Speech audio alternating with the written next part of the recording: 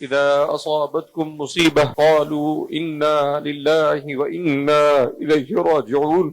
زندگی میں کبھی میں نے یہ تصور بھی نہیں کیا تھا کہ ہماری زندگی میں والد صاحب اس طرح سے رخصت ہو جائیں گے۔ میری زندگی میں آپ کے جیسا صابر میری آنکھوں نے نہیں دیکھا۔ جب بھی پوچھتا کہ ابا کوئی تکلیف ہے آپ کو، فرماتے الحمدللہ اللہ رب العزت نے آپ کو قابل رشک موت عطا فرمائی۔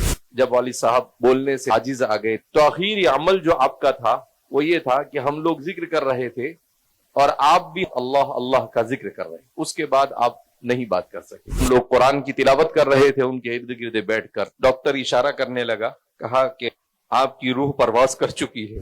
خدا پاک کی قسم ان کی روح ایسے پرواز کر گئی کہ ان کی آنکھوں کی پلک بھی ہلی نہیں۔ میں والد صاحب کے سر پر ہاتھ رکھ کر رکوع پڑھ رہا تھا، مجھے بھی محسوس نہیں ہوا کہ آپ کی جان کب نکل گئی۔ میں نے آپ کی پیشانی پر بوسہ دیا، حضرت ابوبکر کی سنت کو زندہ کیا، طبت حیا وطبت میتا۔